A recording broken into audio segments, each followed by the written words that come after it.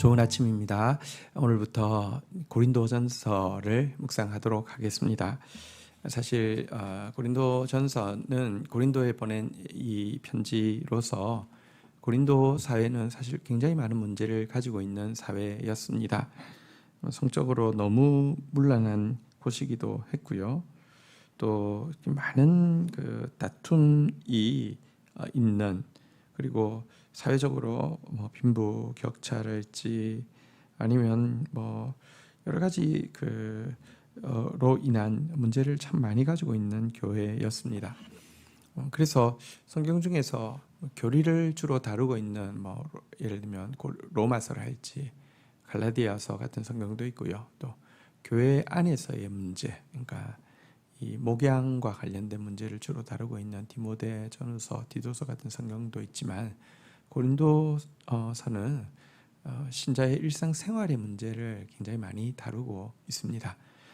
우리 사회가 지금 여러 가지 성적인 타락을 비롯해서 많은 빈부격차 또 사회적 갈등들이 많은 사회입니다. 이곳을 살아가는 우리가 일상의 삶을 어떻게 살아야 할지를 고린도서는 굉장히 잘 보여주며 구체적으로 또 우리를 인도해 줄 것입니다. 고린도전서 오늘은 1장 1절부터 9절 말씀 보도록 하겠습니다. 1절, 하나님의 뜻을 따라 그리스도 예수의 사도로 부르심을 받은 바울과 형제 소스데네는 2절, 고린도에 있는 하나님의 교회 곧 그리스도 예수 안에서 거룩하여지고 성도라 부르심을 받은 자들과 또 각처에서 우리 주 곧 그들과 우리의 주 되신 예수 그리스도의 이름을 부르는 모든 자들에게 3절, 하나님 우리 아버지와 주 예수 그리스도로부터 은혜와 평강이 있기를 원하노라. 자, 이제 바울은 고린도서에 편지를 보내면서 먼저 자신에 대해서 하나님의 뜻을 따라 예수 그리스도의 사도로 부르심을 받았다라고 자기를 소개하고 있습니다.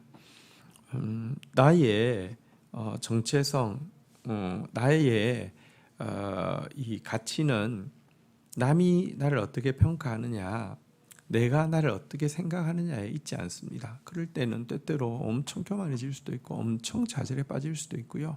혹은 엄청 잘못된 길로 갈 수도 있겠죠. 나의 정체성, 나의 가치는 나를 부르시고 나를 보내신 하나님께 있습니다. 바울은 문제가 많고 사실은 심지어 자신을 향해서도 많은 오해와 비방을 가지고 있는 고린도 교회를 향해서 먼저 자신의 정체성은 하나님의 뜻을 따라 예수 그리스도의 사도로 부름받았다, 이렇게 이야기하고 있습니다. 사도란 보내심을 받은 자이죠.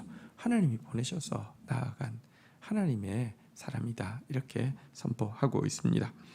수신자에 대해서는 하나님의 고린도에 있는 하나님의 교회에 내가 편지한다라고 이야기하고 있습니다. 고린도라는 참 세속화되어진 도시이지만, 그래서 로마 사람들도 고린도 사람이 되자, 이런 표현은 고린도인처럼 되자, 이 말은 사실은 방탕한 생활을 살자, 이것과 동의어가 될 정도로 고린도는 아주 가장 극치의 세속적인 곳이었는데요. 이런 세속적인 고린도 안에 하나님의 교회가 있다라고 부르면서 그들을 부르고 있습니다. 자, 여러분, 이 출발이 중요합니다. 자신에 대해서 예수 그리스도의 사도라는 정체성이 분명하고 여러 가지 비방과 오해를 받고 있음에도 불구하고요, 또 고린도 교회에 대해서 여러 가지 문제 투성이지만 그들은 고린도 안에 있는 하나님의 교회라고 먼저 선포하고 시작하는 것, 이것이 여러분 출발이 너무 중요합니다. 여기에 소망이 있습니다. 그렇지 않다고 하면 소망이 없습니다. 나에 대해서도 다른 사람에 대해서도요. 자, 사실 이렇게 첫 출발하기가 쉽지 않겠죠. 고린도인들의 모습만 보면 사실은 이렇게 하나님의 교회라고 부르기가 쉽지 않았을 것입니다. 선호하는 지도자에 따라서 여러 가지 당파가 나뉘어져서 싸우고 있었고요. 적지 않은 사람들이 바울의 사도성을 신뢰하지 않았고 폄하하고 있었고요. 거짓 선지자들의 영향으로 그의 사도성 자체를 부인하거나 그의 인격과 그의 사역의 정직성에 대해서 의심을 품는 경우도 많이 있었습니다. 그럼에도 불구하고 그가 먼저 사도성을 천명하고 또 그런 고린도 교회를 하나님의 교회라고 선언하는 것은 사람들이 자기를 어떻게 생각하든지 상관없이 나는 하나님의 부르심에 충성하겠다는 것이고, 고린도 신자들이 어떻게 내 눈에 보이는지에 상관없이 그들을 하나님의 교회로 세우고 하나님의 백성으로 훈육하겠다는 엄숙한 결단과 이제 이 하나님의 그 말씀에 대한 신뢰를 선포하는 것이 1절의 내용이라고 할 수 있습니다. 자, 2절의 내용 중에는요, 교회가 무엇하는 것이냐에 대한 부가 설명이 잘 나와 있습니다. 하나님의 교회 하고 나서는 곧 하고 설명이 두 가지가 나오는데요, 그리스도 예수 안에서 거룩하여지고 성도라 부르심을 받은 자들과, 교회가 무엇하는 것입니까? 그리스도 예수 안에서 점점 거룩해져 가는 것입니다. 이미 거룩해졌고 이건 칭의라고 하죠. 온전히 거룩해 가는 것, 성화와 영화의 과정을 거치는 것, 이것이 교회입니다. 왜 교회가 필요합니까? 거룩을 위해서 필요한 것입니다. 홀로는 싸울 수 없지만 서로 격려하여서 거룩해지기 위함입니다.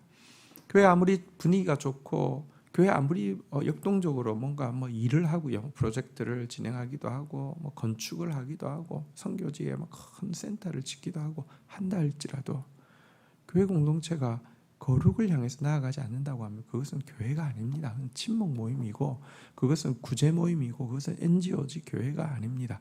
교회는 거룩을 추구하는 모임입니다. 그리고 예수 그리스도만이 그의 몸을 거룩하게 하실 수 있기 때문에 교회는 소중한 것입니다. 또 한 가지 교회의 정체성에 대해서, 또 각 처에서 우리의 주 곧 그들과 우리의 주 되신 예수 그리스도의 이름을 부르는 모든 자들, 여러분 각 처에서 예수 그리스도의 이름을 부르는 모든 자들을 교회라고 부가 설명하고 있는 내용입니다.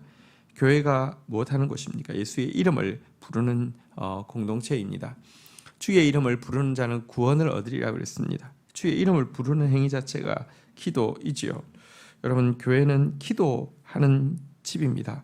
교회는 만민을 위하여서 기도하는 집입니다. 교회는 만민이 와서 기도하는 집이고, 또 교회는 만민의 구원을 위해서 기도하는 집입니다. 기도의 열기가 사라져 간다고 하면 교회의 정체성을 상실해 간다는 증거입니다. 그리스도인들은 기도해야 합니다. 주의 이름을 불러야 합니다. 주의 이름에 구원이 있습니다. 주여 주여 주의 이름을 부르는 공동체로 함께 세워져 가기를 원합니다.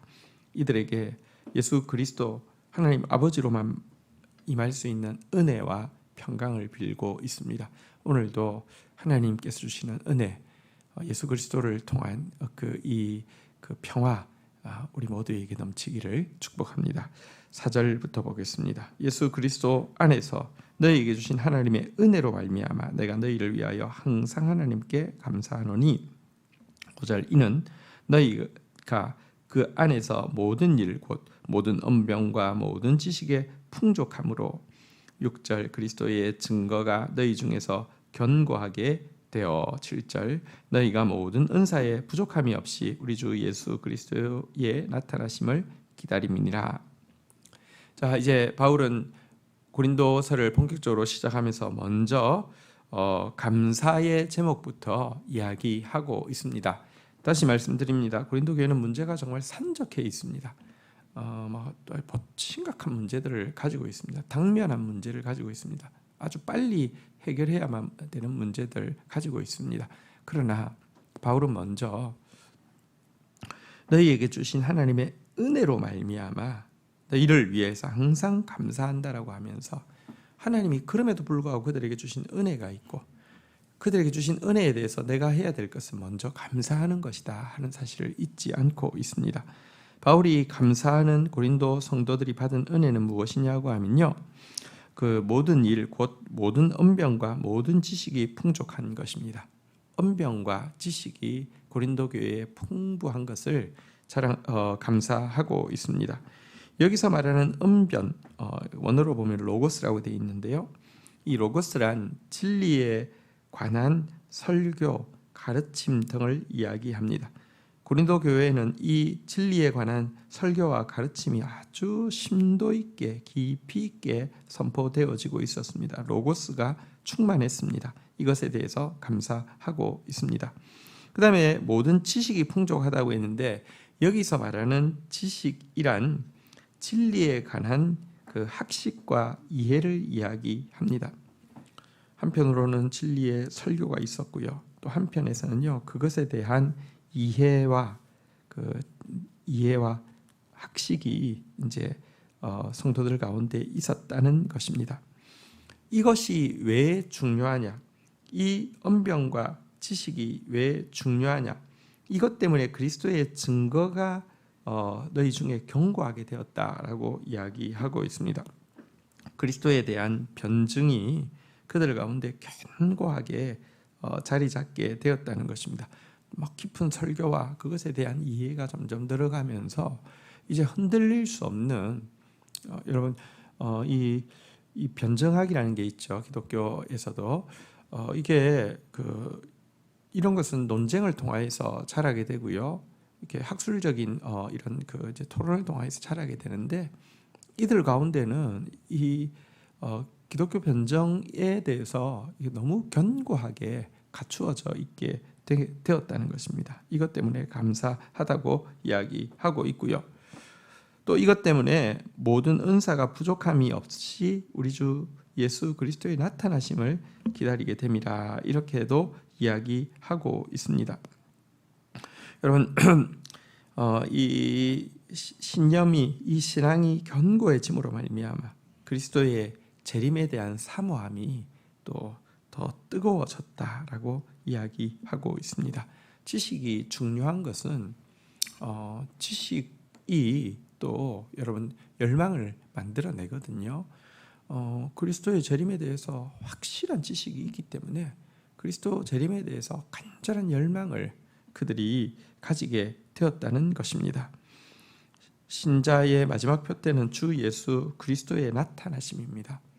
주 예수 그리스도가 나타나시기를 간구하는 것이 신앙입니다. 그리고 이 주 예수 그리스도의 나타나심이 궁극적으로는 최후의 순간에 재림을 이야기하지만 우리의 삶의 매 순간 매 순간 그리스도 예수의 나타나심, 그리스도 예수의 나타나심 이 경험되어지는데요, 이걸 사모하는 것, 이것이 신앙이죠. 자, 이 부분에 대해서 먼저 감사하고 있습니다. 자, 8절 9절입니다. 주께서 너희를 우리 주 예수 그리스도의 날에 책망할 것이 없는 자로 끝까지 견고하게 하시리라. 9절 너희를 불러 그의 아들 예수 그리스도 우리 주와 더불어 교제하게 하시는 하나님은 미쁘시도다.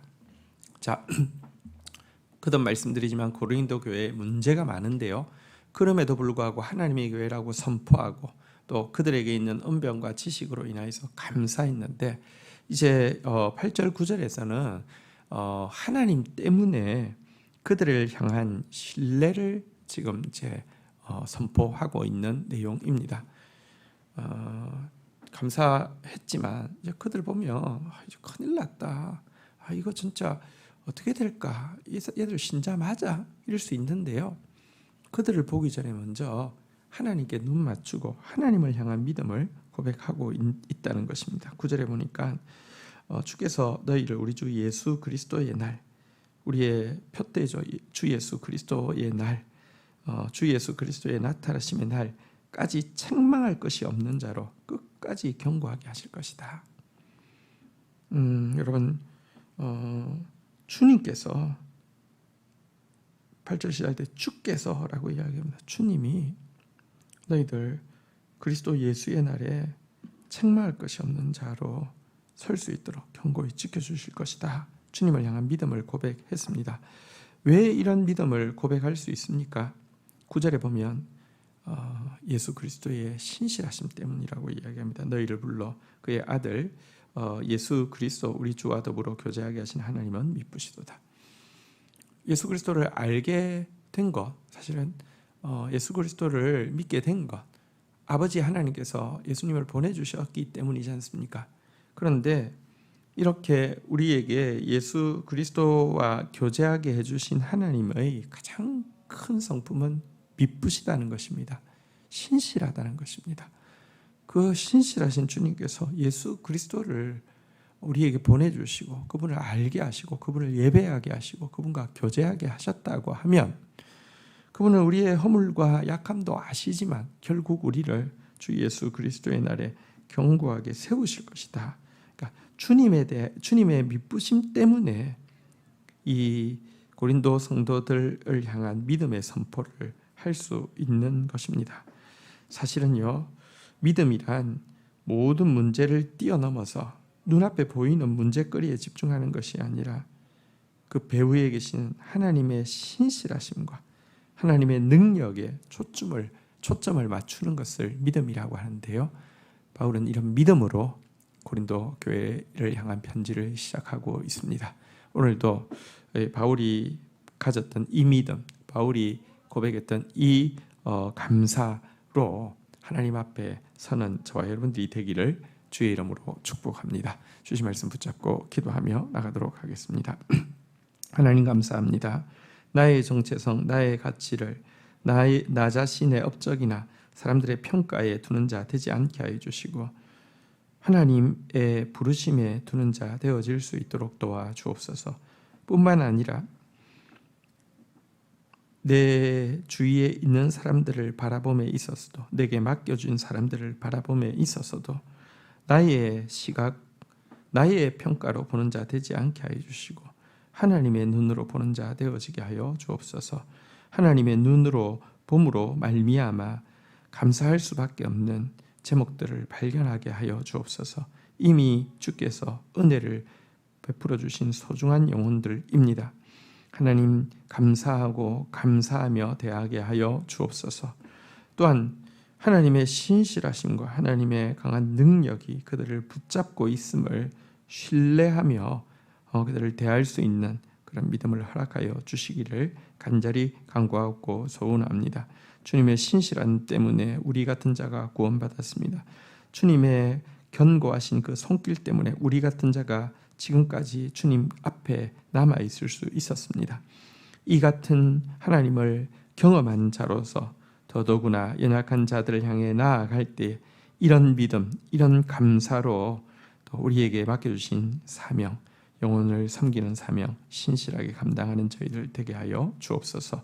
예수님의 이름으로 기도 올립니다. 아멘.